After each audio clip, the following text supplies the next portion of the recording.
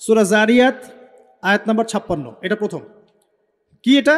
আল্লাহ পাক বলছেন ওয়ামা খালাকতুল জিন্না ওয়াল ইনসা ইল্লা লিয়াবুদুন বা'দা আউযু বিল্লাহি মিনাশ শাইতানির রাজিম ওয়ামা খালাকতুল জিন্না ওয়াল ইনসা ইল্লা লিয়াবুদুন।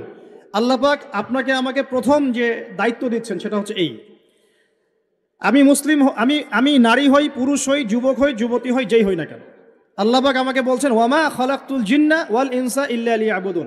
দেখো, আমি জিন আর মানব জাতিকে শুধুমাত্র আমার ইবাদত করার জন্যই দুনিয়ায় পাঠিয়েছি, আর কোনো কারণ নাই।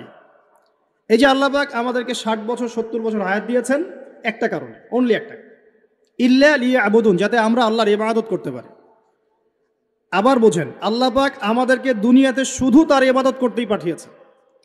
আল্লাহ পাক এখানে একটা পরীক্ষায় ফেল করেছি হতাশ হয়ে আত্মহত্যা করতে পাঠান নাই। আল্লাহ পাক এখানে একটা মেয়ের পিছনে ঘুরে জীবন নষ্ট করতে পাঠান নাই। আল্লাহ পাক এখানে আমাদেরকে ধর্ষণের সেঞ্চুরি করতে পাঠান নাই। এখানে আল্লাহ পাক এখানে আমাদেরকে অন্যায়ভাবে অন্যের সম্পদ আত্মসাৎ করতে পাঠান নাই। মাদকের যে ভয়াল থাবা চলছে এর মধ্যে নেশায় বুধ হয়ে যাওয়ার জন্য আল্লাহ পাক আমাদেরকে পাঠান নাই। কি জন্য পাঠিয়েছে?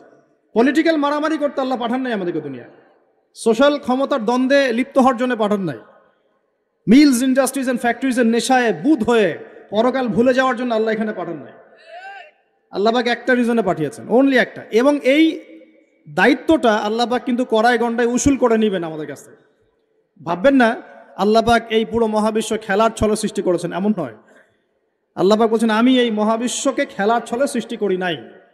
ওয়ামা খালাকতুল জিন্না ওয়াল ইনসা, বলেন, ইল্লা লিয়াবুদুন, আমি শুধুমাত্র এবং শুধুমাত্র আমার ইবাদত করার জন্যে মানুষ আর জিনদেরকে সৃষ্টি করেছে। জিনকে আমরা দেখি না, আমাদের সাথে জিনরা আছেন। জিনের মধ্যে ভালো খারাপ আছে, ঠিক যেমন মানুষের মধ্যে ভালো খারাপ আছে। আর প্রত্যেকটা মানুষের সাথে একটা করে শয়তান জিন থাকে, যে মানুষকে খারাপ কাজে প্রলুব্ধ করে, যে নিজে খারাপ কাজ জোর করে করায় না, সে শুধু প্রলুব্ধ করে। সে বলে মাদকের মধ্যে শান্তি, ওয়াসওয়াসা দেয়, কাজটা বাস্তবায়ন করেন আপনি। সে বলে যে এটা তো ছেলে মেয়ের ফ্রেন্ড, বয়ফ্রেন্ড গার্লফ্রেন্ড কালচার, বন্ধুত্ব, এটা এমন কিছু নয়, জেনা করেন আপনি। সে বোঝায় যে টাকা পয়সা আর্ন করতে হবে, বউ বাচ্চাকে সিকিউর করতে হবে, সুদটা খান আপনি। সে বুঝায় যে তুই তো একসময় চলে যাবি, সন্তানদের জন্য কি রেখে গেলি, তখন ঘুষটা খান আপনি। সে বুঝায় যে অন্যের সম্পদ যদি আত্মসাৎও করি, শেষ বয়সে কাবা ঘরে গিয়ে হজ করে নিব, ব্যাস, দ্যাটস অল, আমার পুরো আমল নামা চকচকা হয়ে যাবে। এভাবে শয়তান ওয়াসওয়াসা দেয়, কিন্তু কাজটা করি আমরা। কোনো সময় কোনো সময় শয়তান দাড়ি টুপি পাগড়ি জুব্বাওয়ালা মানুষকেও নেক্সট স্রোতে ধোকা দেয়। কোন স্রোতে?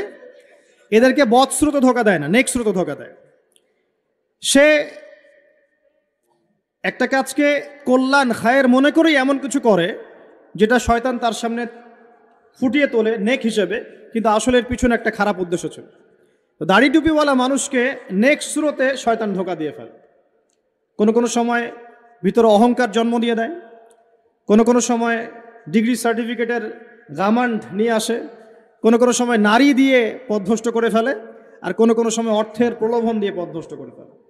তো শয়তান কিন্তু কাউকে ছাড়ে না। তো আমি